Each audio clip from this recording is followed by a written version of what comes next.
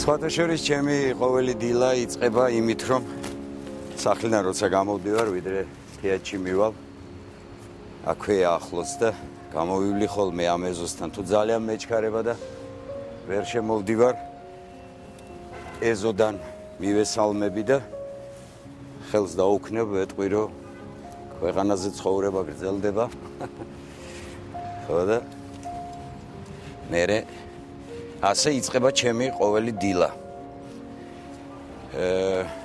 იმიტომ რომ რაღაც ფრიდონთან მე ძალიან ახლოს ვიყავი. დიდი ზეგავლენა იქონია ოჯახურმა გარემომ ჩემი პროფესიის არჩევაშიც და ხელოვნების სამყაროში ტრიალის სურვილმაც.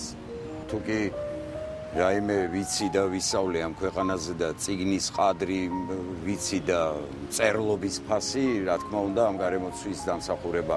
იმიტომ რომ ჩვენს ოჯახში ხშირად ჩამოდიოდნენ დიდი ქართველი მწერლების, ხშირად გსტუმრობდნენ. მარტო ის რა თქმა არა, რომ ჩემი ნათლია იყო გოგლა ლეონიძე, უდიდესი ქართველი პოეტი.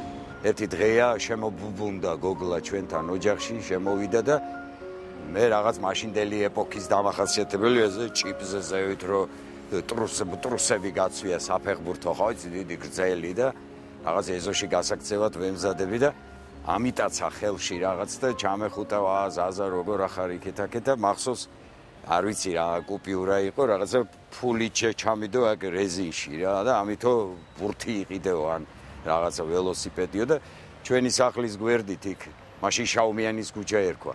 და იქ სპორტული მაღაზია იყო და პატარა სამბორბლიანი ველოსიპედი იყიდებოდა, რომელზეც ტვინი მეკეტებოდა, ისე მინდოდა რომ მეყიდა და გავიქეცი იქა და მივედი და გამყიდველს გაუწოდე ეს ფული და მეუთხარი აი ეს ველოსიპედი მინდა და თურმე იმდენი ფული ყოფილა სამ ველოსიპედს იყიდდა იმდენს და მშობლებმა იციანო ეხლა იმას და აინტერესა და დამჭირდა მთელი დელეგაციის მიყვანა რომ იმას ის ველოსიპედი მოეცა ჩემთვის და სხვათა შორის მე ძალიან მიყვარს ფრიდონის ერთი გამონათქვამი, რომელსაც ის ხშირად იმეორებდა. მე არ ვარ დიდი, არც ვარ პატარა, მე პოეტი ვარ, განაარკმარა. აი ასეთი ხალხის გარემოცვაში გავიზარდე.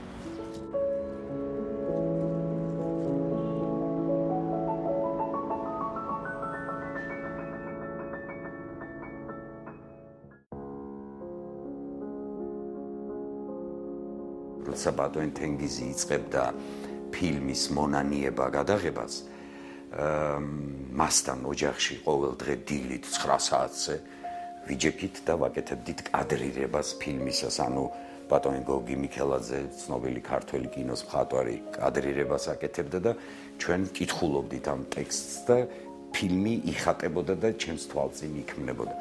თენგიზმა მასწავლა აზროვნება. როგორი უნდა იყოს შემოქმედი და რა თემები უნდა აწუხებდეს მას და რითი უნდა იყოს შეპყრობილი. დღეს გამარტივდა თითქოს ყველაფერი. შეიძლება კამერა აიღო, შენ თვითონ ინდივიდუალურად წახვიდე კინო გადაიღო, მაგრამ რითი დახატავ ნახატს ზეთის საღებავებით თუ ნახშირით, ამას მნიშვნელობა არ აქვს.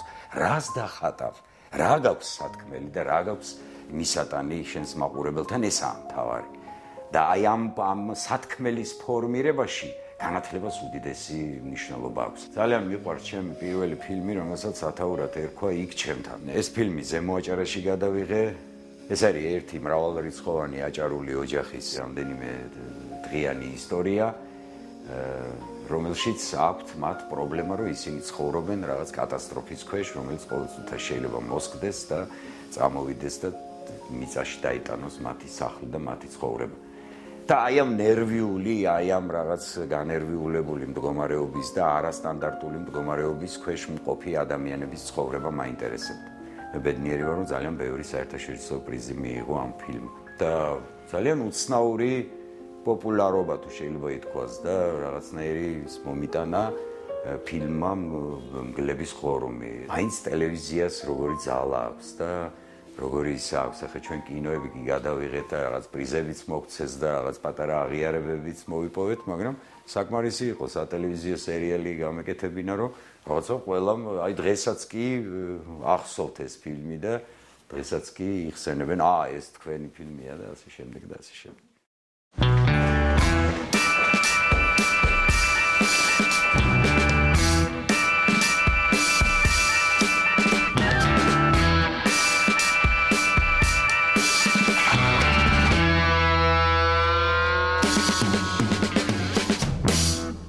წილად ხვდა ბედნიერება გამختارიყავი ამ თეატრის მმართველი 2007 წლის 15 თებერვალს. მე წილად მხვდა ძალიან საინტერესო პერიოდში ამ თეატრში მოსვლა. იმიტომ რომ მე აქ დამხვდა უკვე თეატრის სამხატვრო ხელმძღვანელი გიორგი თავაძე.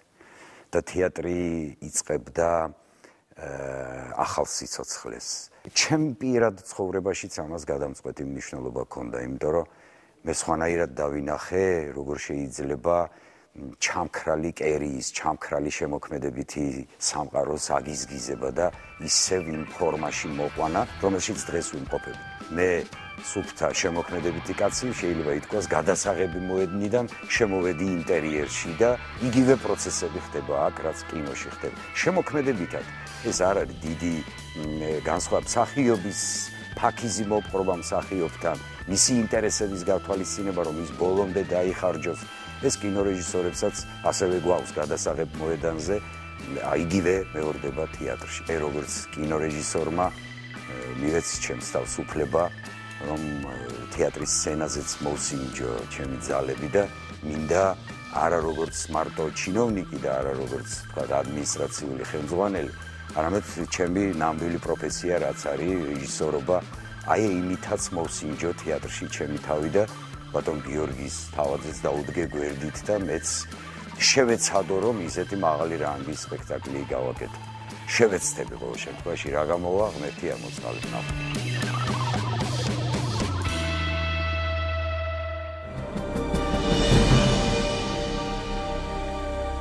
კიდევ ერთხელ მოგესალმებით, ეთერშია გადაცემა თვითმმართველობის საათი ნინო გაბუნიასთან ერთად. როგორც დაგპირდით რუბრიკაში პერსონა, ჩვენი სტუმარი ბათუმის ილია ჭავჭავაძის სახელობის დრამატული თეატრის ხელმძღვანელი ზაზა ხალვაშია. მოგესალმებით ბატონო ზაზა. გარდა იმისა, რომ თქვენ ხელმძღვანელი ხართ ამ თეატრის, რომელიც ბათუმში წლების მანძილზე მოღვაწეობს, ძალიან ბევრი ლეგარიების მატარებელი ხართ, რომელიც ჩვენ არ ჩამოვთვალეთ, მათ შორის კინორეჟისორი ხართ და ხართ არაჩვეულებრივი ოჯახის შვილი. ყავდათ მამა ძალიან ცნობილი და განსაკუთრებული ურთიერთობა ჰქონდათ ალბათ მამა თქვენთან. ამის შესახებ მაყურებელს რომ მოუყოთ, აი თქვენი გულის ნადები. ეს არ იქნება ხმამაღლა ნათქვამი სიტყვა. მე და ფრიდონი მართლაც მეგობრები ვიყავით. და კახლო მეგობრები ვიყავით. მე არ გამიგია მისგან არასდროს ცხოვრებაში ხმამაღალი სიტყვა. არ გამიგია ტყუილი. არ გამიგია რაღაცა რაიმე აი როცა ვიღაცაზე ზურგს უკან ლაპარაკობენ. ისეთი დეტალებისგან შედგება, ისეთი წვილმანებისგან ეს მთლიანი პორტრეტი, რომ მე მიჭირს, მე აი თქვენ მამასთან რაღაც განსაკუთრებული ურთიერთობა გქონდათ, ასე ამბობენ და საკმაოდ ძნელი არის იყო კარგი შვილი ისეთი ცნობილი ადამიანის, როგორც მამა თქვენი იყო. მე მთელი ცხოვრება ეგ კომპლექსი მქონდა და მაწუხებდა სხვათა შორის, იმიტომ რომ როცა ცნობილი კაცის შვილი ხარ, რაღაცა სულ მის ჭრდილში ხარ და თუ რაიმეს მიაღწევ ან თუ რაიმე პატარა წარმატება გაქვს, აუცილებლად მიეწერება იმას, რომ შენ იმის შვილი ხარ თუ ამ ოჯახის წარმომადგენელი ხარ და ასე შემდეგ. და ამის გამო სულ მქონდა ერთგვარი შინაგანი პროტესტი ამის მიმართ. რაღაც ფსევდონიმებსაც კი ვიგონებდი ჩემთვის, რომ გამოვსულიყავი ამ თქმით. ფსევდონიმს რას დარწმუნდით თქვენ თავს? სხვათა შორის ესეც ისევ ფრიდონისგან მოდის, ერთ-ერთ ლექსში მან მე მიწოდა, რომ ერთი შვილი მყავსო, მე ფილმეაო, ანუ კინორეჟისორი, მე ფილმე. და მე ჩემს თავს გავყავი ეს სიტყვა შუაზე და ვეძახდი მეფ ილმე. ვითომ ილმე გვარი იყო და მეფ სახელი. ძალიან საინტერესო ისტორია არის. ხო და იცით როგორი რამეა პოეტი იყო რა, თავისი მდგომარეობით, ცხოვრების სტილით, თავისი ადამიანებთან ურთიერთობით, შვილებთან ურთიერთობითაც კი. ხანდახან ეს ზოგჯერ მეჩვენებოდა, რომ ეს იყო პოზა. მაგრამ ამ დროს აღმოჩნდებოდა, რომ ეს იყო მისი რეალური მდგომარეობა. თქვენ ხომ არ გახსოვთ, აი ყველაზე ხშირად რას გეუბნებოდათ ხოლმე, რის მიმართ იყო მომთხოვნი, ან აი რაღაცა ჭკუის დარიგების მხრივ, რომელიც დაგამახსოვრდათ მთელი ცხოვრება. ერთადერთი ყველაზე ძლიერი, რომელსაც შეიძლება მართლაც ხშირად გაიმეორებდა, რომ ყველანაირ საქმეში, პირად ცხოვრებაში, სიყვარულში და ასე შემდეგ შეიძლება რაღაცა შეცდომა დაუშვა, შეიძლება რაღაც კომპრომისი დაუშვა, მაგრამ ერთადერთი თემა ეს არის სამშობლო, რომლის მიმართაც რაიმე კომპრომისზე წასვლა არ შეიძლება არასდროს და კაცმა ასე უნდა იცხოვროს.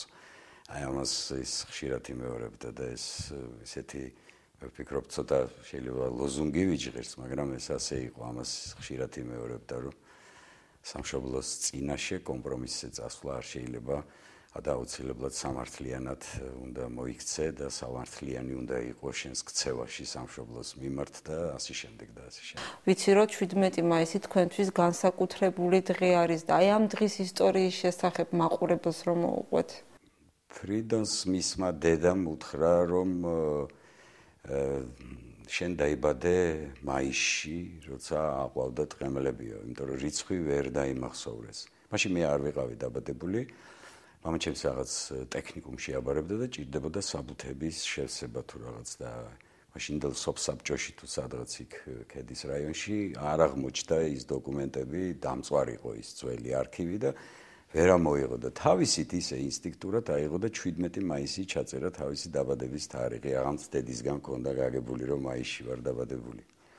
და ამის შემდეგ გავიდა ალბათ მის ცხოვრებაში ერთი 20 წელი ალბათ და მე გავჩდი ამ ქვეყანაზე და ზუსტად დავებადე 17 მაისს. ამის შემდეგ პედისერა ისე დაალაგდა რომ ფრიდონის მამა დიდხანს სიცოცხლა 97 წლის იყო როცა წავიდა ამ ქვეყნიდან და ისიც 17 მაისს გარდაიცვალა. მე ისე მოხდა რომ ერთი გოგო მიყვარდა ძალიან ბათუმელი და რომელიც ახლა ჩემი მეუღლეა და ჩემს დაბადების დღეზე არ მოვიდა ერთხელ და არ თქვა საბედისწერო იყო ეგ დღე. და მე ძალიან გავბრაზდი ამის გამო, ვიეჭვიანე ძალიან და მივაკითხე სახში იმ დღეს საღამოთი და ვთხოვე რომ ჩამოსულიყო ქვევით და ჩავსვი მანქანაში და წავეყვანე და იმის მერე 31 წელიწადია ერთად ცხოვრობ და ასე რომ ცოლიც 17 მაისს შევირთე და 17 წლისა ხო არ იყავით? მეუღლე იყო ჩემი 17 წლის რაღაცა გამოერი. რაღაც სიმბოლურია თქვენთვის მე მგონი ეს 17 მაისი. და ტრაგიკულიც ამავე დროს, იმიტომ რომ 2010 წლის 17 მაისს, როცა რუსთაველის თეატრში ფრიდონ ხალოშის 85 წლის თავს მართავდნენ, იქ სცენაზე სიტყვით გამოდიოდა, მე ვფიქრობ, საქართველოს უდიდესი და უპირველესი პოეტი მე-20 საუკუნისა მუხრან მაჯავარიანი, რომელიც ასეთ სიტყვებს წარმოთქვამდა, რომ ფრიდონ ხალოაშის აქვს ერთი სიტყვა ასეთიო ნათქვამიო ღმერთმა ნუქნას სადმე ქართველს ქართველობა არ უნდოდეს და ბატონი მუხრანი ბრძანებს მე ბრძანებდა რომ მე დღეს ბევრს ხედავ ისეთ ქართველს რომელიც აი ფრიდონის სიტყვებისგან გამომდინარე არ უნდა რომ ქართველი იყოსო და რაღაც შეშფოთებული და შეჩქუფებული იყო ამით და ვერ შეიძლება რაღაც ცუდად გახდა გული გაუსკდა და გარდაიცვალა რუსთაველის თეატრის სცენაზე პირდაპირ იუბილეის მსვლელობის დროს ეს ფაქტი იცის მთელმა საქართველომ და 17 მაისს მოხდა ეს ყველაფერი.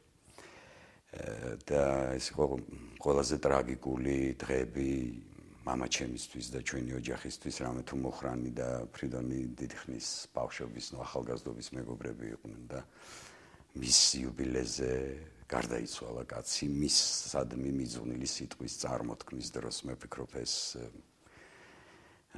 სხვა შეიძლება რამეს დავამატებ რომ ზუსტად ამის შემდეგ თქვენ ნახევარში ფრიდონიც გარდაიცვალა და მე ვახტანგ გოლონდი ამბობდა სიკვდილიც არ შეირჩინაო მუხრანის ანუ თვითონაც ისევე გადაუხადაო და რა ვიცი, მოდი ძალიან ტრაგიკულ რაღაცაზე გადავედით. ისე ძალიან ბედნიერი დღეა 17 მაისი და ძალიან მიხარია და იმ დღეს რაღაცა განსაკუთრებული. ჩემთვის ახალი წელი 17 მაისი იწყება და მე მგონი ყველა ადამიანის დაბადების დღე ახალი წელი არის.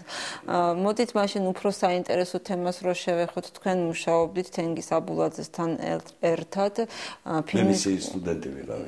აი მაგ პერიოდზე რას მოგვიყვებით? თქვენ ალბათ ძალიან ბევრ საინტერესო ადამიანს შეხვედრილ ხართ. მე ბედნიერი ვარ რომ თენგიზ აბულაძეს ვიცნობდი და მთელი ცხოვრება აი 55 წლის გავხდი და დღესაც ვბაძავ კინოსადმი მიმართებაში, სცენარ ჩვენს პროფესიასთან მიმართებაში, იგივე თუნდაც ოჯახთან მიმართებაშიც ესეთი კაცი იყო ძალიან სკრუპულოზური, რაღაც ისეთი თავის პროფესიაზე უზომოდ შეყვარებული, დიდი პროფესიონალი, დიდი მოაზროვნე, რა თქმა უნდა.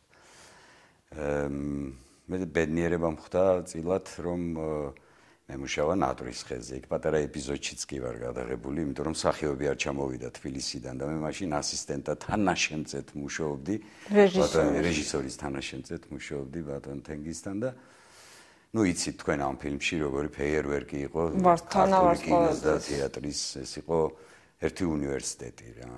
მაშინ ზაზა კოლელიშვილი, სოსო ჯაჯულიანი, ლიკა ქავჟარაძე, მე ახალგაზრდები. სულ პატარები ვიყავით 17-18 წლისანი, ლიკა კიდევ უფრო პატარა და აი ისეთი კორიფეები როგორიც იყო სესილი თაყაიშვილი, კოტე დაუშვილი, რამაზ ჩხიკვაძე, ჯემალ ღაღანიძე, რომელი ერთი ჩამოგითვალოთ, აღარ ვიცი, ეროსი მანჯგალაძე და ისინი მე საღამოს გადაღების შემდეგ რომ დაასხდებოდნენ სუფრასთან და აუცილებლად ბატონი ეროსი იყო თამადა, აუცილებლად. მე მჯერა რომ საოცარი თამადა იქნებოდა. ეს იყო აკადემია, ჩვენ ისე პატარა ბიჭები და გოგოები სუფრის ბოლოში ვიჯექით იქა. ხო და ესე რაღაც ყურებდაცქვეტილები უსმენდით მათ იუმორს, მათ სიმღერას, მათ სადღეგრძელოებს, ну ეს იყო კოტე დაუშვილი. აუცილებლად ბატონი ეროსი თამადა იყო და ყველაზე ბევრს რამაზ ჩხიკვაძე ლაპარაკობდა და ეს იყო ანეკდოტების და ну ფეიერვერკი იყო იუმორის და ხუმრობის და ყველა რეჟისორს აქვს ალბათ რაღაცა თავისი ნატრა. თქვენ რომელი ფილმის გადაღებას გინატრიათ და თუ შეგიძლიათ შემდეგ დროთა განმავლობაში და დღეს თუ არის ეს ნატრა დარჩენილი, რისი გადაღება გსურთ? აი თქვენი საოცნებო ფილმი რა არის? კი, გასახებთ. თელი ცხოვრება ოცნებობ ოდესმე გადავიღო აბოთფილელის წამება. არ ვიცი, აი ეს როგორც დოკუმენტური ფილმი თუ მხატვრული ფილმი. როგორც მხატვრული ფილმი. და მე ვფიქრობ, რომ აი ქართული კინო, ქართული ლიტერატურას უნდა მიუბრუნდეს აუცილებლად. და ძალიან ბევრ რამეს აღმოაჩენს იქ. ისეც, რომელიცაც დღესაც არ დაუკარგავს აქტუალობა და დღესაც ძალიან თქვენ ახლა ამას ალბათ ძალიან ფილოსოფიურად განსჯით იმ ისტორიას, რაც აბოთფილელშია ასახული და რა. ვიცით რომ აბო არაბი იყო და ქრისტიანი. და აი თქვენ რამ დაგაინტერესათ, აი სწორედ მაგ მომენტში. რისი თქმა გინდათ ამით, ხო? ალბათ იმის უკან რაღაცას ხედავთ, რაღაცა კონტექსტით გინდათ ფილმი გადაიღოთ. თუ შეგიძლიათ რომ გაგვიმხილოთ ეს საიდუმლო? მაშინ პატარას და მოკლედ ვიტყვი ერთ რამეს, რომ ქართული კულტურა, ქართული ენა შეინარჩუნა ქართულმა ეკლესიამ. და მის წიაღში მომხდარი ყველა მოვლენა ჩვენთვის ძალიან მნიშვნელოვანია. და ეს აბოს გაქრისტიანებაც ამ კონტექსტში არის დასანახი და გასაანალიზებელი დღეს 21 საუკუნეში. თქვენ შეგიძლიათ რამე პარალელი გაავლოთ? პარალელები თუ გადავიღე მე მაყურებელმა გაავლოს. რა გიშლით ხელს მაშინ, რატომ არ ხდება? აი რაღაც იდეა გქონიათ ფილმის გადაღებაც გინდათ და ტექნიკური შესაძლებლობები არ არის ამის რეალიზების. დღეს ფილმები არის უფრო მეტად კომერციული ალბათ. მე მგონი სპონსორების მოძიებაც არ არის პრობლემა. რაღაც კონტაქტები უნდა გქონდეთ. მაგალითად მე ვფიქრობ, რომ რას ნიშნავს კომერციული კინო? დღეს მასიურად ესე არის, ძირითადად კომერციული ფილმი, სექსია და ასე შემდეგ და ასე შემდეგ. ანუ რაც მოთხოვნილებადია და ადვილად იყიდება. ხო, ადვილად იყიდება. მაგრამ ეს თავისებური ხელოვნება, ეს არის მასობრივი ხელოვნება, მასობრივი კულტურა, მას თავისი მომხმარებელი ყავს, მაგრამ მე ჩემს დანიშნულებას და ჩემნაირების დანიშნულებას ხედავ იმაში, რომ ჩვენ მაყურებელი ამოვიყვანოთ პირიქით იმ თემებამდე, რომელიც რა თქმა უნდა ჩვენს გვაწუხებს სუბიექტურად, მაგრამ ამავე დროს საყოველთაოა, ფილოსოფიურია, ზოგადსაკაცობრიოა და საერთო კონტექსტისთვის არის აუცილებელი. იმიტომ რომ როდესაც ჩვენს ქვეყანაში მოვა უცხოელი სტუმარი, თუნდაც ახლა დღევანდელი ტურიზმის განვითარების ეპოქაში ჩვენს ქვეყანაში, ხომ? ის უპირველეს ყოვლისა ჩვენი მასობრივი კულტურით კი არ დაინტერესდება. ის დაინტერესდება მაღალი კულტურით. უპირველეს ყოვლისა მას დაინტერესებს რა სულის ხალხთან მაქვს საქმე. და რას დავახვედრებთ ჩვენ? მასობრივ კულტურას? ეს არ იქნება მისთვის, ეს იქნება ერთ-ერთი ფორმა გამოხატულებისა ჩვენი დღევანდელი მდგომარეობისა, მაგრამ ძირითადი ძირების და ფესვების გამოხატულება არ იქნება.